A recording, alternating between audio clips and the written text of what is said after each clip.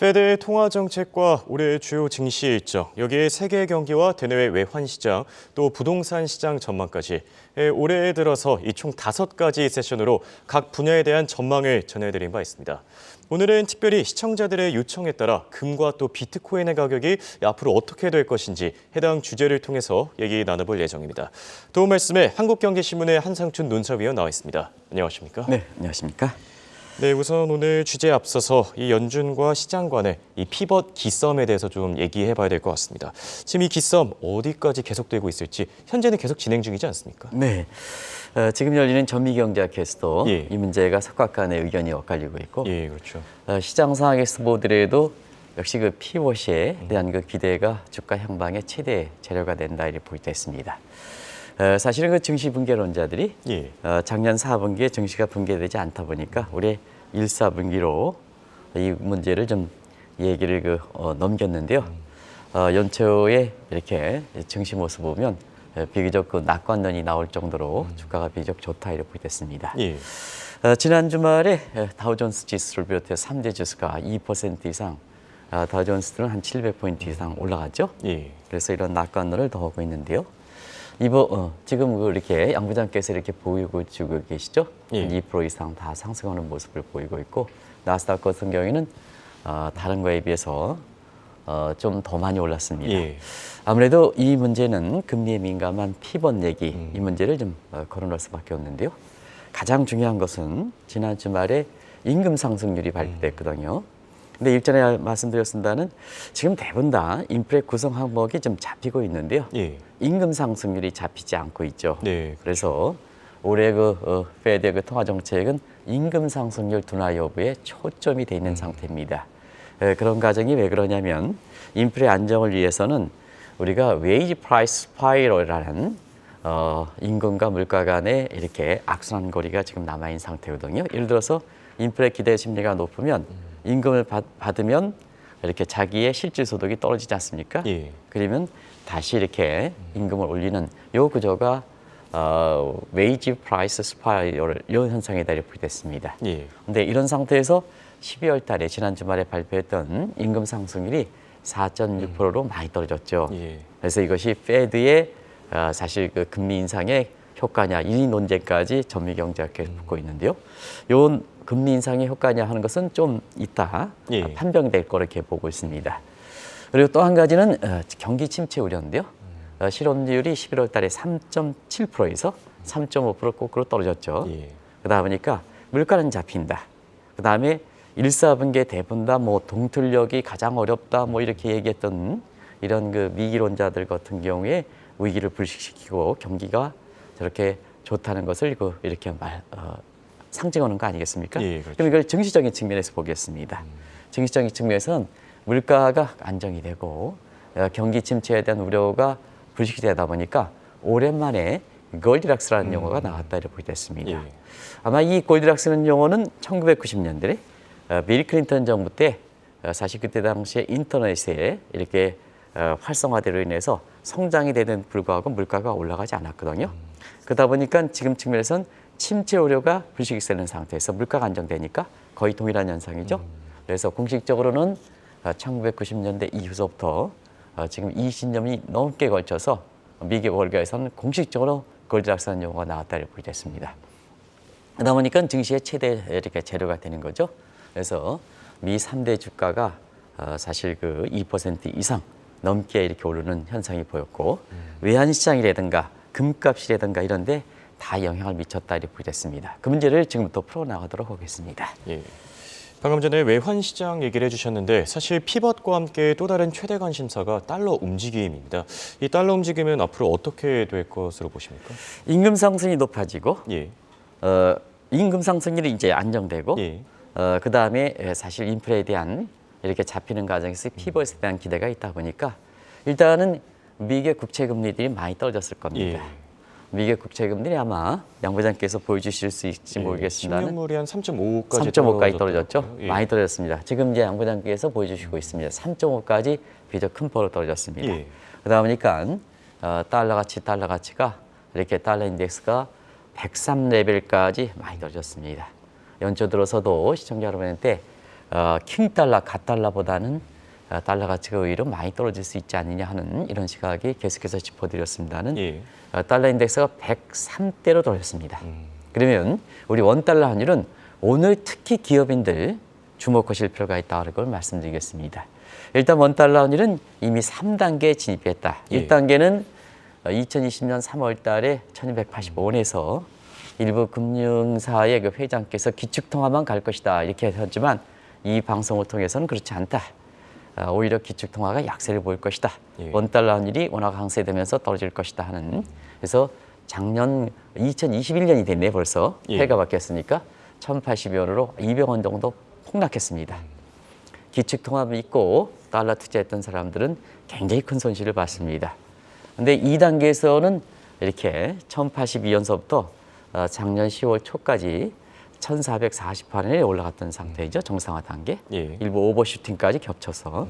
근데 사실 10월 초에 1,448원 갈 때 일부 대학 교수께서 2,000원 간다, 1,600원 간다 이렇게 했지만 달러 차익 좀 실현해 주십사.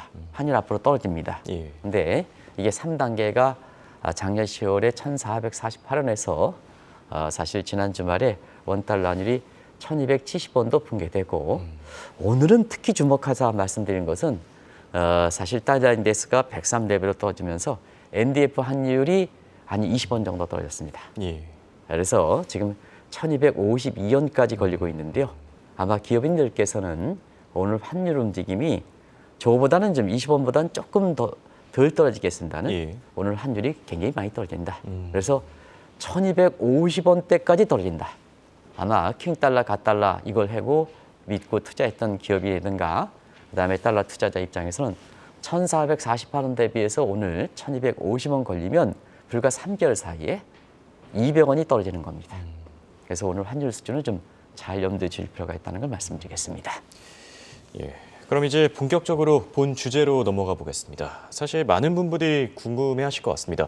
금과 비트코인 과연 어디로 갈 것인가? 우선 금부터 살펴볼까요? 네, 금값이 최근 들어서 많이 올라가는 것 같아요. 예. 우리 그 최박캐스트께서 이 원자재 관련해서 가장 이렇게 핫하게 예. 이렇게 떠오르는 그 캐스터라 그랬어요. 예. 연일 그 전해주시고 있습니다는 국제금값이 작년 10월 그 중순 이후서부터 빨리 올라가고 있다. 지금 어디까지냐?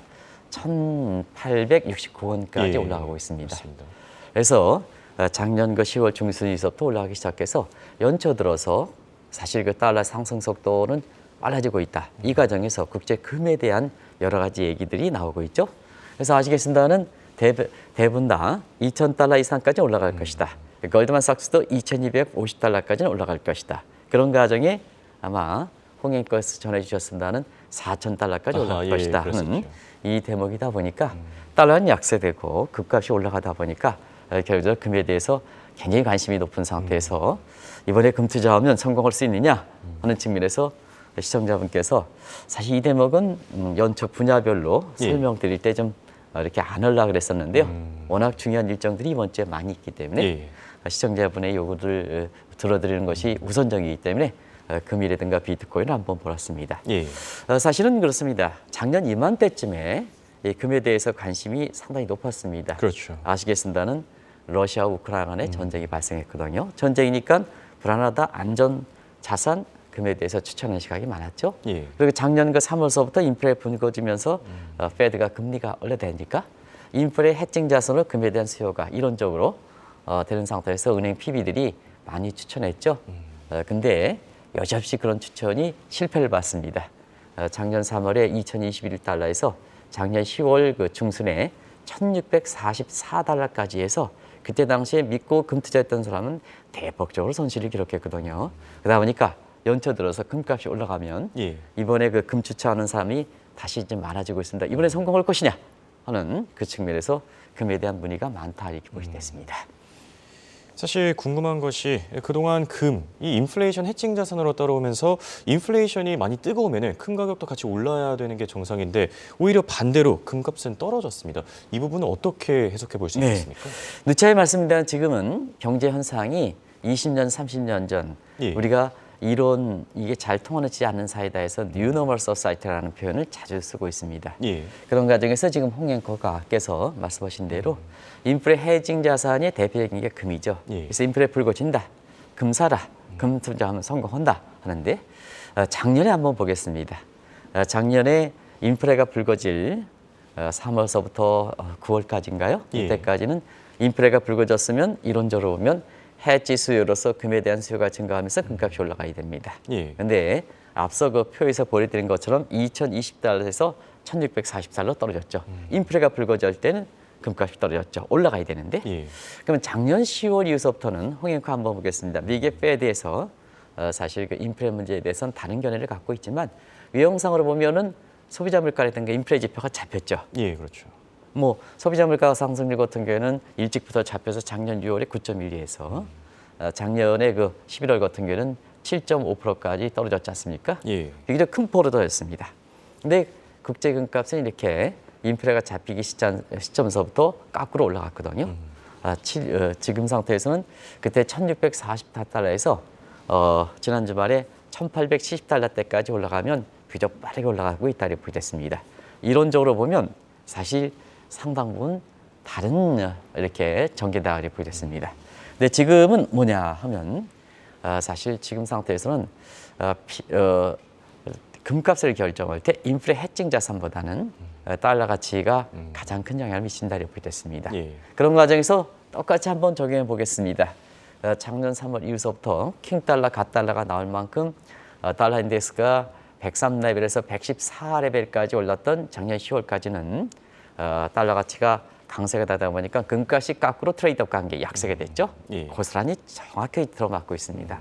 그리고 그 작년 10월 초 이후서부터 왜 킹달러, 갓달러는 잘못돼 있다. 그때 당시에 달러를 좀 차익을 실현해달라 하는 한국경제TV에서 얘기했던 것은 그때부터 달러 가치가 피벗에 대한 기대가 나오면서 하락됐죠. 그런데 트레이드 관계에 있는 금값은 올라가야 되는 1,644에서 사실 지금은 1,810달러까지 올라간 배경이다 이렇게 보겠습니다.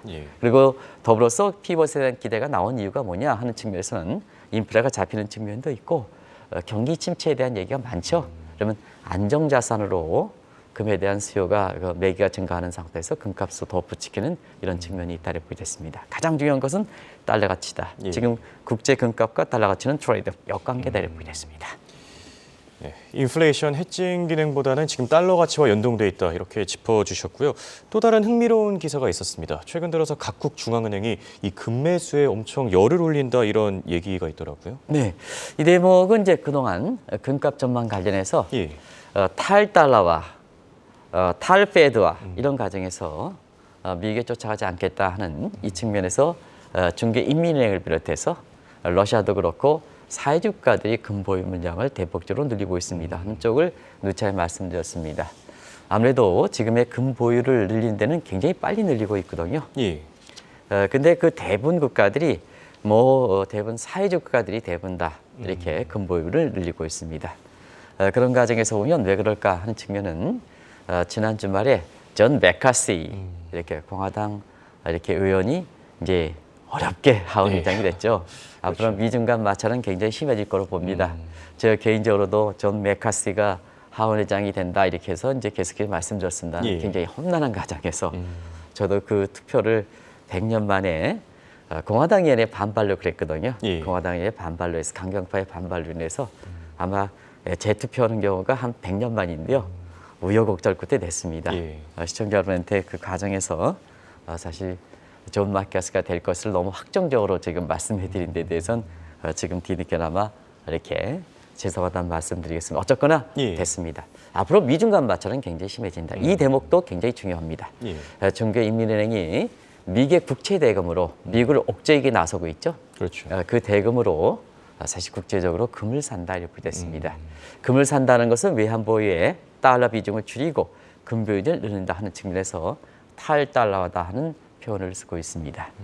그런 과정에서 지금 사우디가 지금 중국 쪽에 착 달라붙였죠. 그런 과정에서 페트로 달러를 페트로 위안으로 바꾸는 시각에서 사실 금도 지금 상태에서는 대부분 다 달러 결제가 많았거든요.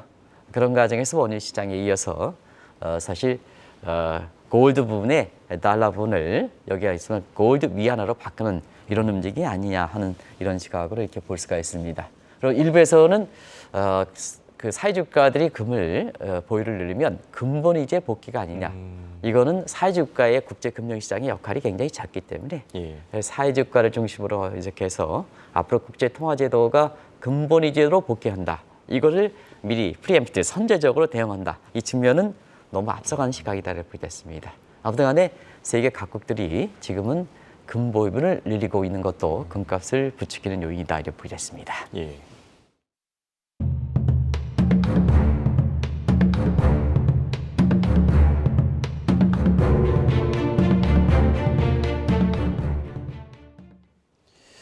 지금 말씀을 듣고 나니까 이 금 가격을 이제 측정할 때 사실 달러의 향방을 좀 체크해봐야 될 것 같은데 달러에 대해서는 어떻게 보고 계십니까? 네, 지난주 목요일에 이렇게 올해 외환 시장을 점검하면서 환율이 올라갈 것보다 내려갈 것으로 해서 특히 이 수입 업체를 중심으로 해서 반응이 뜨겁다 그래요. 그래서 사실 그때 말씀드렸기 때문에 간단히 좀 말씀드리면 올해는 미국 측 입장에서는 사실 달러가 강세가 될 수 있는 요인이 그렇게 많지 않다는 걸 말씀드리겠습니다.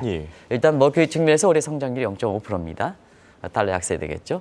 마스적인 측면에서는 이렇게 웨이지 프라이스 스파릴 현상이 이렇게 잡혀서 물가가 아마 아까 일정을 소개하면서 12월 소비자 물가 상승률이 1월 12일에 발표하는데요. 지금 7.1%에서 6.6 정도로 굉장히 큰 폭으로 떨어질 거로 이렇게 보고 있습니다. 그런 측면에서는 이렇게 금리 인상 속도는 최소한 이렇게 조율이 되고 경우에 따라서는 하반기에 페드연이 무색할 정도로 물가가 안정될 수도 있다 하는 것을 말씀드리겠습니다. 이건 역시 달러 약세 요인이 되겠죠. 그리고 지난 주말에 이렇게 엔달러 환율이 다시 한번 환율이 떨어지는 그래서 엔화가 강세되는 이런 측면이 있습니다. 유로도 마찬가지고요. 그런 측면에서 반사적 측면에서도 달러 가치가 약세될 수 있는 요인인데요. 자, 지난 주말에 103대로 떨어졌습니다. 아마 조만간 달러 인덱스가 100m로 떨어지지 않겠느냐 하는 시각이거든요. 그렇다면 국제 금값과 그다음에 달러 가치가 트레이드업 관계이기 때문에 시청자분이 문의하신 대로 금에 대한 투자 문제가 관심이 될 수밖에 없다고 보겠습니다. 네, 이렇게 금 가격에 대해서 계속 얘기해드렸는데 올해 이슈가 발생할 때마다 이렇게 얘기해드릴 것을 약속드리고요. 또 디지털 금이라고 불리는 비트코인 또 다른 관심사입니다. 비트코인 전망은 어떻게 나오고 있죠? 네, 금값이 회복된다. 그러다 보니까 당연히 인플레 해칭 자수로 디지털 금이라 했던 비트코인에 대해서 아마 앞으로 어떻게 될 것이냐 하는 측면을 시청자분이 관심을 가질 수밖에 없어서 이거는 좀 금과 다른 각도에서 좀 말씀을 드리겠습니다. 지금 비트코인이 탄생한 2009년 이후서부터 작년 같은 경우는 비트코인의 최악의 해를 겪었죠. 일단 뭐 비트코인 가격이 2021년 11월 중순 때 62,700달러다. 지난 그 주말에 16,900달러로 해서 그게 뭐 사실상 그 캐시호드가 51만 달러 이것도 예측이냐. 시티그룹도 사실 지금 양부장께서 이렇게 보여주시고 있습니다는 이게 1년 그래프인 것 같습니다. 굉장히 큰 폭으로 떨어졌죠. 이걸 좀 더 확대시키면 굉장히 크게 떨어졌다 이렇게 됐습니다. 그리고 또 한 가지는 비트코인 가격이 폭락했을 뿐만 아니라 이 테라 루나 같은 비트코인과 가상화폐에 대한 신뢰를 저버리는 대형 사기 사건들이 이거 왜 테라 이 같은 건무식계 이걸 왜 잡아들이지 않습니까? 이거 그만큼 손실이 되는데 그 신뢰 문제에 봉착돼 있다고 보겠습니다.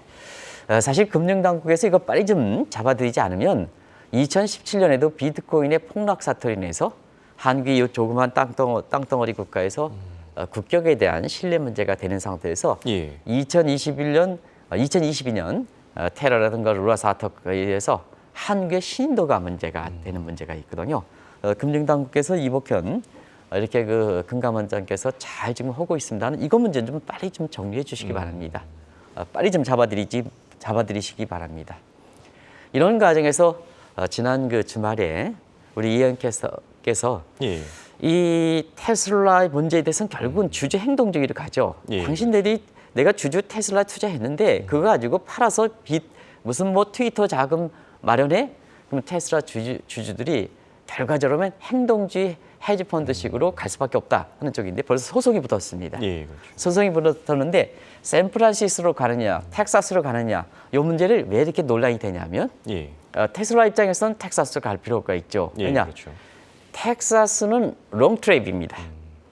이게 법원에 옮길 때는 법원 절차가 아주 지연됩니다. 그런 입장에서 보면 사실 자기의 입장에서 이렇게 보면 이 테슬라를 텍사스 법으로 갈 필요가 있죠. 그런데 샌프란시스코는 패스트트랙입니다. 주주 행동일 때 빨리 이게 결과가 나오거든요. 그러면 예. 굉장히 자기가 곤혹스러운 환경이 되는 거죠. 그렇죠. 그래서 테슬라가 텍사스의 연구를 갖고 있는 것도 있습니다는 법률의 절차에서 보면 사실 패스트트랙은 샌프란시스코 일반적으로 가져가고 텍사스는 롱트랙인데 이 중간에 있는 게 국내에 무슨 뭐 보험회사 이렇게 할 때는 델라웨어 법안으로 가죠. 예. 그래서 국제적으로 보면 그 중간격에 해당되는 델라웨어로 간다 이렇게 됐습니다. 그런 과정에서 왜 샌프란시스코 가느냐 이렇게 해서 텍사스 가느냐 그 문제가 지금 될 만큼 굉장히 어렵스러운 환경을 갖고 있습니다. 예를 들어서 지난주에 그 나스닥 지수가 2.5% 올랐습니다. 예. 테슬라 올리긴 올랐습니다. 탄력도로는 이래서 보면 아마 $2 정도? 제 기억으로는 그 정도뿐이 안 올라갔을 겁니다. 예. 이게 일론 머스크라든가 테슬라가 갖고 있는 지금의 어려운 체제다 하는 걸 말씀드리겠습니다. 여기 또 다른 재미있는 내용이 하나 있었습니다. 이 머스크판 그레샴의 법칙, 이건 어떤 의미입니까? 네, 최근에 머스크판 그레샴의 법칙이라고 나오는데요. 예. 이게 뭐냐면 그레샴의 법칙은 악화가 양화를 구축한다 이렇게 보시면 되겠습니다. 예. 결과적으로 지금의 디지털 시대에서는 새로운 그레샴의 법칙이 되는데요. 가짜 뉴스가 진짜 뉴스를 엎어버리는 거죠. 왜냐?